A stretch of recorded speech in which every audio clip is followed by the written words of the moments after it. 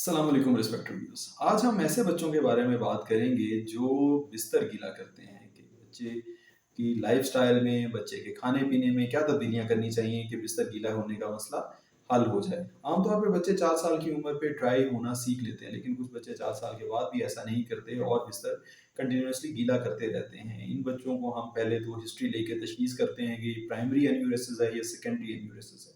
उसके लिए डेफ़िनेटली एक विज़िट डॉक्टर के पास ज़रूरी है। लेकिन जो बच्चे प्राइमरी एन्यूरेसिस वाले हों, उनमें आपने क्या करना है कि सबसे पहले आपने इन बच्चों के मील में, इन बच्चों के खाने-पीने में कैफ़ीनेटेड ड्रिंक्स, ब्लैक कलर के सोडाज़ का इस्तेमाल बिल्कुल तर्क कर देना है।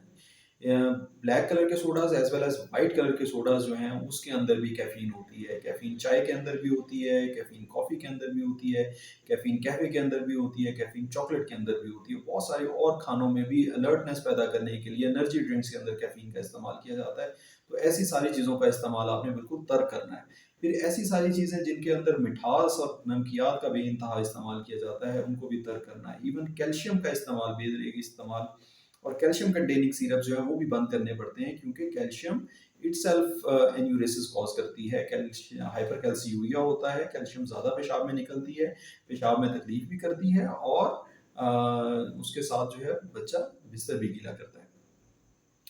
फिर बेइंतहा मीठी और नमकीन चीज़ों का इस्तेमाल आपने बिल्कुल तर्क करना है। बच्चे को हल्का नमक वाला, हल्की चीनी वाला खाना थ्रू आउट द डे देना है। फिर जूसेस का इस्तेमाल बिल्कुल तर्क करना है, आइसक्रीम का इस्तेमाल तर्क करना है, कैंडीज़ का इस्तेमाल, चॉकलेट्स का इस्तेमाल बिल्कुल तर्क करना है, मिठाई का इस्तेमाल तर्क करना है। जूसेस जो आर्टिफ़िशियल जूसेस हैं, जिनके अंदर आर्टिफ़िशियल कलर्स डले हुए हैं, आर्टिफ़िशियल फ्लेवर्स डले हुए हैं, एक्स्ट्रा साल्ट्स डले हुए हैं, जिनके अंदर प्रिज़र्वेटिव डले हुए हैं, इन सब का इस्तेमाल आपने तर्क करना है, क्योंकि प्रिजर्वेटिव मसाने को कमज़ोर करते हैं, गुर्दों को नुकसान पहुँचाते हैं और उसके साथ भी ये मसला ज़्यादा हो जाता है।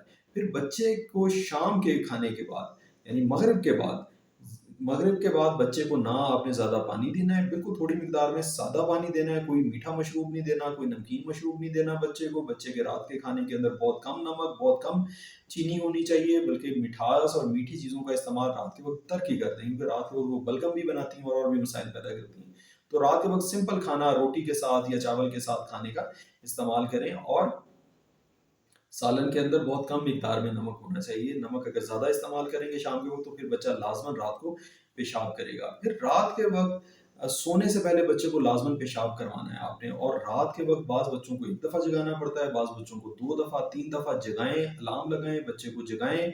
बच्चा पहले जागे आपसे, आप बाद में बच्चा खुद उठ के अलार्म को डिसेबल करे और फिर बच्चे को चला के आप लेके जाएँ कि वो यूरिन पास करे, बिस्तर गीला ना करे, वॉशरूम में जाके यूरिन पास करे और बच्चे को चला के लेके जाना, उठा के लेके नहीं जाना, नहीं तो बच्चा गुनूदगी की हालत में होगा, उसके दिमाग उस तरह से सेंस नहीं कर पाएगा। असल में इसका मकसद ये होता है, ब्रेन पे हम ये चीज़ इम्प्रिंट कर रहे होते हैं कि बेटा आप अगर खुश्क रहोगे तो आपको अच्छी नाइट स्लीप मिलेगी, अगर आप गीला करोगे बिस्तर तो आपको अच्छी नाइट स्लीप नहीं मिलेगी, आपको बार-बार जागना पड़ेगा। तो उसका दिमाग अपने आप अपनी जो डेफिशिएंसीज़ है उनको पूरा करता है।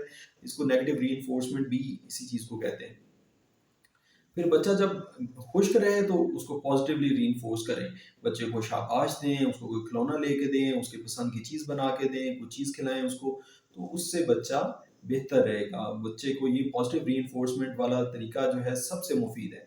एक डायरी मेंटेन करें जिसके ऊपर कैलेंडर लगा हुआ हो, उसमें रोज़ाना नाइट का आपने लिखना है, जिस दिन बच्चे ने पेशाब नहीं किया, अपने आप को खुश्क रखा, उस दिन स्टार लगाना है, शाबाश देनी है, उसको कोई टॉय छोटा-सा लेके देना है, उसको कोई पसंद का खाना सुबह के वक़्त बना के देना है, उसे खिलाना है दिन के वक़्त। ये रात के वक़्त के जो खाना और पीना है उसको बिल्कुल आपने मिनिमाइज़ करना है। मगरिब के बाद के वक़्त आप जितना पानी देंगे, जितनी कोल्ड ड्रिंक पिएँगे, जितना जूसेस का इस्तेमाल करेंगे, वो पेशाब के रास्ते निकलेगा और बच्चा बिस्तर गीला करने का आदी बनता जाएगा। फिर इसके अलावा एक एन्यूरेसिस अलार्म होता है। ये अलार्म डॉक्टर के मशवरे से ही इस्तेमाल किया जा सकता है। फिर 4 से 5 साल की उम्र के दरमियान हम इन्हीं चीज़ों को ज़्यादा रिलाय करते हैं, मॉडिफ़िकेशन करते हैं, खाने-पीने की, बिहेवियर की मॉडिफ़िकेशन करते हैं, और 5 साल से बड़े बच्चों को अगर इसके बावजूद, इस सारी बिहेवियर मॉडिफ़िकेशन के बावजूद बच्चा अगर बिस्तर गीला किया जा रहा हो, तो फिर उसको मेडिसिन्स का कोर्स देते हैं, जो कि 4 से 6 महीने का कोर्स होता है, और उसके बावजूद तकरीबन 40% बच्चों को, वो कोर्स पूरा लेने के बावजूद 40% बच्चों को दोबारा रिलैप्स हो जाता है और उनमें दोबारा कोर्स देना पड़ता है। फिर मज़ीद एहतियातों के साथ कोर्स देना पड़ता है, तो फिर 4 से 6 महीने में तकरीबन सारे बच्चे ठीक हो जाते हैं। ये थी व्यूअर्स मेरी आज की गुज़ारिश। मुझे उम्मीद है कि आप लोगों को इस वीडियो से बहुत सारी यूज़फुल इन्फॉर्मेशन मिली होगी। Thank you very much. अस्सलाम वालेकुम।